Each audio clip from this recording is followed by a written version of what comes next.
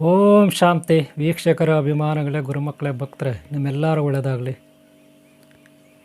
ಯಾರಾದರೂ ಸತ್ತೋಗ್ಬಿಟ್ರೆ ಅವರನ್ನು ನಾವು ಎಷ್ಟು ದಿನ ಇಟ್ಕೋಬೋದು? ದಫನ ಮಾಡಿದೆ ಸತ್ತಾಗ್ಬಿಟ್ರೆ ಸಾಮಾನ್ಯವಾಗಿ ಕೆಲವರು ತಗೊಂಡೋಗಿ ಹಳ್ಳ ತೋಡಿ ಅದರಲ್ಲಿ ಮುಚ್ತಾರೆ. ಅಮ್ಮಮ್ಮ ಅಂದರೆ 2 ದಿನ, ಜಾಸ್ತಿ ಅಂದರೆ 2 ಡೇಸ್, 48 ಗಂಟೆ ಇಟ್ಕೋತಾರೆ. ಅದಕ್ಕೆ ಮೇಲೆ ಇಟ್ಕೊಳ್ಳಲ್ಲ ಅಲ್ವಾ?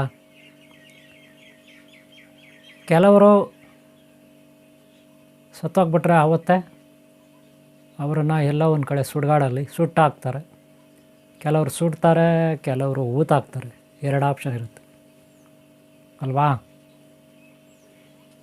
ಆದರೆ ರಾಮಾನುಜಾಚಾರ್ಯ, ಶ್ರೀ ಗುರು ರಾಮಾನುಜಾಚಾರ್ಯ ಇವರು ಸರಿಸುಮಾರು 900 ವರ್ಷಗಳ ಹಿಂದೆ ಇದ್ದಂಥವ್ರು. ಎಷ್ಟು ವರ್ಷ? 900 ವರ್ಷಗಳ ಹಿಂದೆ ಇದ್ದಂಥವ್ರು. ಎಲ್ಲಿ? ತಮಿಳುನಾಡು, ಶ್ರೀರಂಗಂ, ತಮಿಳುನಾಡಲ್ಲಿ.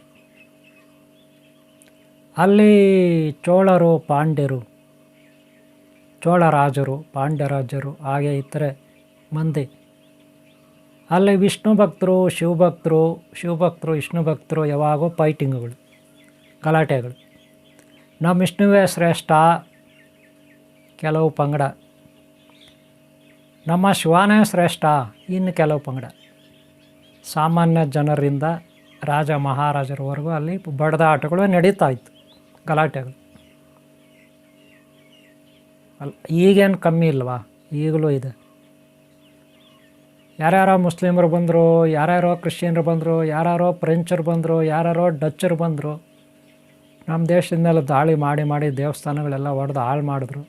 ಎಲ್ಲ ದೋಚ್ಕೊಂಡು ಹೋದರು. ಇನ್ನೂ ದೋಸ್ತಾನೇ ಇದ್ದಾರೆ ಕೆಲವರು.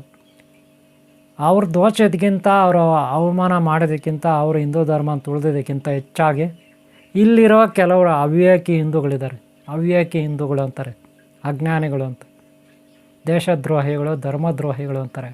ಹಿಂದೂಗಳಲ್ಲೇ ಹುಟ್ಟಿ, ಹಿಂದೂ ಅಪ್ಪ ಅಮ್ಮನಿಗೆ ಹುಟ್ಟಿ ಹಿಂದೂ ಧರ್ಮನೇ ತುಳಿಯೋರು ತುಂಬ ಮಂದಿ ಇದ್ದಾರೆ.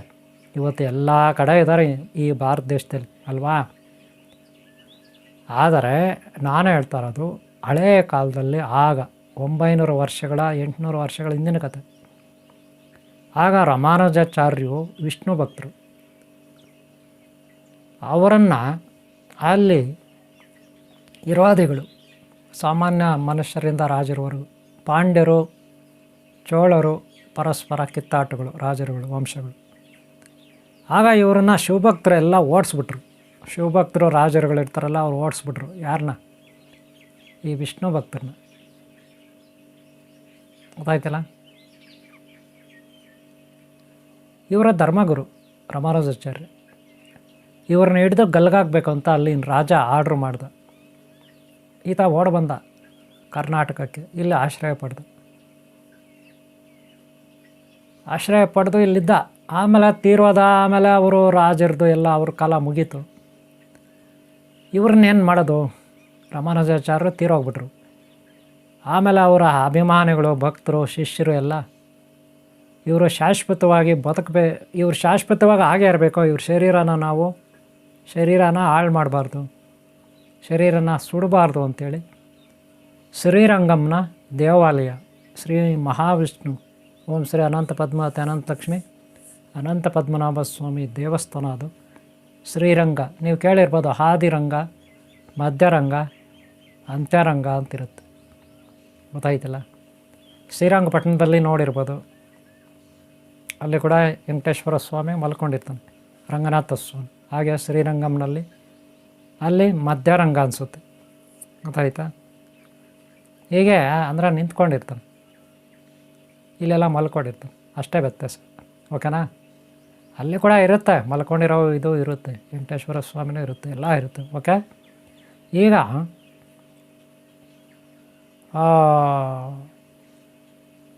ರಾಮಾನುಜಾಚಾರ್ಯರು ತೀರೋಗ್ಬಿಟ್ಮೇಲೆ ಅವ್ರ ಅಭಿಮಾನಿಗಳು ಏನು ಮಾಡಿದ್ರು? ಇವ್ರನ್ನ ಕೂರಿಸ್ಬಿಟ್ರು. ನೀವು ಸ್ಕ್ರೀನ್ ಮೇಲೆ ನೋಡ್ಬೋದು, ಕೂರಿಸ್ಬಿಟ್ರು. ತೀರೋಗಿರೋರನ್ನ, ಶರೀರ ಬಿಟ್ಟಿರೋರನ್ನ, ಅವ್ರ ಶರೀರನ ಕೂರಿಸಿದ್ರು.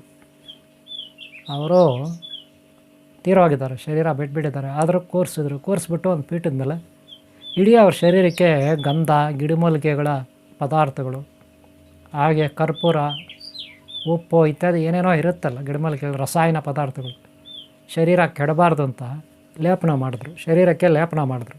ಕಣ್ಣುಗಳು ಮಾತ್ರ ಬಿಟ್ಬಿಟ್ರು. ಕಣ್ಣುಗಳು ಮಾತ್ರ ಬಿಟ್ಟು ಇನ್ನು ಉಳಿದಿದ್ದೆಲ್ಲ ಲೇಪನ ಮಾಡಿದ್ರು. ಕಣ್ಣುಗಳಿಗೆ ಕೆಲವು ಗಿಡಮೂಲಿಕೆಗಳ ರಸವನ್ನು, ರಾಸಾಯನಿಕ ಪದಾರ್ಥಗಳನ್ನು ಎರಚಿದ್ರು. ಇಡೀ ಶರೀರಕ್ಕೆ ಅವರು ಲೇಪನ ಮಾಡಿ ಅಲಂಕಾರ ಮಾಡಿದ್ರು.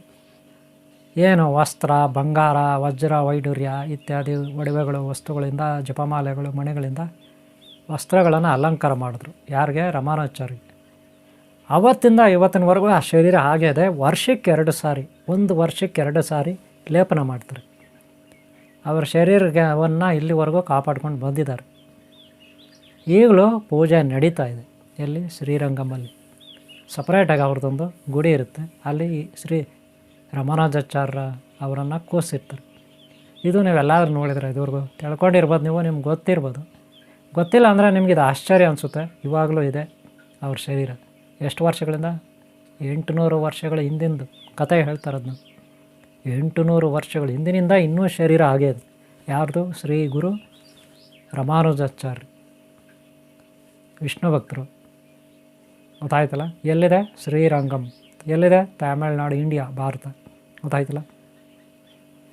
ಈ ರೀತಿ ಶರೀರಗಳನ್ನು ಕೆಲವರು ರಕ್ಷಣೆ ಮಾಡ್ತಾರೆ. ಏನು ಮಾಡ್ತಾರೆ? ರಕ್ಷಣೆ ಮಾಡ್ತಾರೆ. ಗೊತ್ತಾಯ್ತಲ್ಲ? ಇದೇ ರೀತಿ ಮೈಸೂರಿನಲ್ಲಿ ಶ್ಯಾಮ್ ಸುಂದರ್ ಅಂತ ಒಬ್ಬರಿದ್ದಾರೆ. ಅವರು JSS ಕಾಲೇಜಲ್ಲಿ ಲೈಬ್ರರಿ ಬರುತ್ತೆ. ಗೊತ್ತಾಯ್ತಲ್ಲ? ಅಲ್ಲೇ ಪ್ರಾಕ್ಟಿಕಲ್ ಮಾಡ್ತಕ್ಕಂಥ ಒಂದು ಲ್ಯಾಬೊರೇಟ್ರಿ. ಅವ್ರ ತಾಯಿ ತೀರಾಗಿ ಸುಮಾರು ಒಂದು 2 ವರ್ಷ ಆಗಿತ್ತು. ಮೊದಲು ನಾನು 2016ನೇ ಇಸ್ವಿಯಲ್ಲಿ ಸೈನ್ಸ್ ಫೌಂಡೇಶನಲ್ಲಿ ಒಂದು ಕಡೆ ಜಾಯ್ನ್ ಆಗಿದ್ದೆ. ಅಲ್ಲಿ ಇವರು ಸಿಕ್ಕಿದ್ರು. ಅವರೇ ಹೇಳಿದ್ರು, ಅವ್ರ ತಾಯಿ ತೀರೋ 2 ವರ್ಷ ಆಗಿದೆ, ಇನ್ನೂ ಅವ್ರ ತಾಯಿನ ರಕ್ಷಣೆ ಮಾಡಿ ಹಾಗೆ ಇಟ್ಕೊಂಡಿದ್ದಾರೆ. ಪ್ರಾಕ್ಟಿಕಲ್ಗೋಸ್ಕರ ಕಾಲೇಜ್ ಮಕ್ಕಳಿಗೆ, ಅಲ್ಲಿ ವಿದ್ಯಾರ್ಥಿಗಳಿಗೆ ಡಾಕ್ಟ್ರು ಟ್ರೈನಿಂಗ್ ಮಾಡ್ತಾರಲ್ಲ ಅವ್ರಿಗೆ ತೋರಿಸ್ಲಿಕ್ಕೆ. ಇದೇ ರೀತಿ ಕೆಲವು ಹಾಸ್ಪಿಟ್ಲ್ಗಳಲ್ಲಿ ಶರೀರಗಳನ್ನು, ಕಣ್ಣು, ಕಿವಿ, ಮೂಗು, ಮೆದುಳು, ಅಂಗಾಂಗಗಳನ್ನು ಸಂರಕ್ಷಣೆ ಮಾಡಿರ್ತಾರೆ. ಬಾಟ್ಲುಗಳಲ್ಲೆಲ್ಲ ಹಾಕಿ, ನಿಮ್ಗೆ ಗೊತ್ತಿರ್ಬೋದು, ಕೆಲವು ಪ್ರಾಣಿಗಳನ್ನು. ಇನ್ನು ಹಿಮಾಲಯ ಪರ್ವತದಲ್ಲಿ ಅನಾದಿ ಕಾಲದಿಂದ ಯಾರ್ಯಾರೋ ಸತ್ತೋಗಿರ್ತಾರೆ, ಪ್ರಾಣಿಗಳು ಸತ್ತೋಗಿರ್ತವೆ.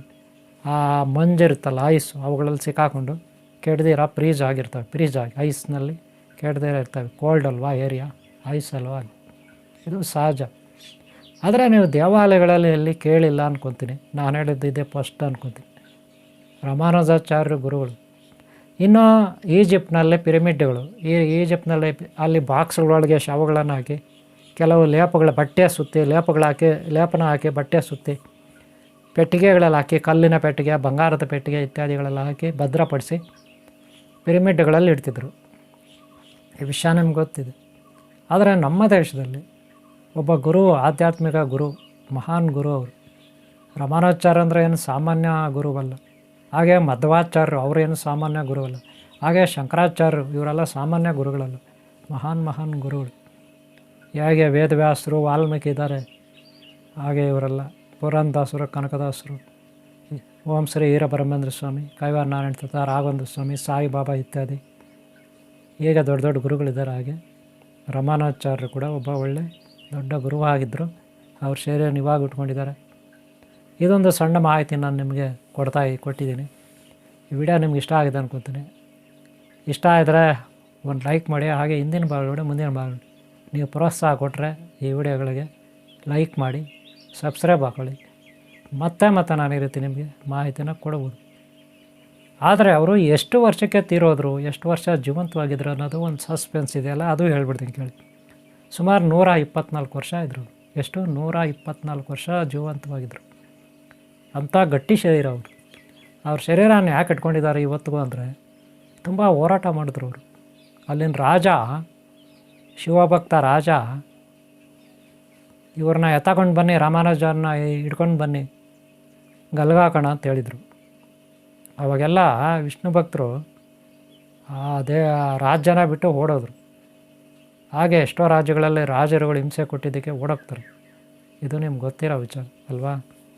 ಓಕೆ, ಇರಲಿ. ಅವರ ನೆನಪು ಹಾಗೆ ಉಳಿಬೇಕಲ್ಲ, ಅದಕ್ಕೆ ಅವ್ರ ಭಕ್ತರು ಶಿಷ್ಯರು ಇನ್ನೂ ಆ ಶರೀರನ ಇಟ್ಕೊಂಡಿದ್ದಾರೆ. ಗೊತ್ತಾಯ್ತಲ್ಲ, ಈ ರೀತಿ ಮಾಹಿತಿ ಇದು. ಓಕೆ, ಈ ವಿಡಿಯೋ ನಿಮ್ಗೆ ಇಷ್ಟ ಆಗಿದೆ ಅನ್ಕೊತೀನಿ. ಇಲ್ಲಿವರೆಗೆ ನೋಡಿದ್ರೆ ಒಂದು ಲೈಕ್ ಮಾಡೋಕೆ ಮರಿಬೇಡಿ. ಸಬ್ಸ್ಕ್ರೈಬ್ ಆಗಲ್ಲ, ಹಿಂದಿನ ಭಾಗ ನೋಡಿ, ಮುಂದಿನ ಭಾಗ. ನಿಮ್ಗೆ ಒಳ್ಳೆಯದಾಗಲಿ. ಓಂ ಶಾಂತಿ, ಓಂ ಶಾಂತಿ, ಓಂ ಶಾಂತಿ.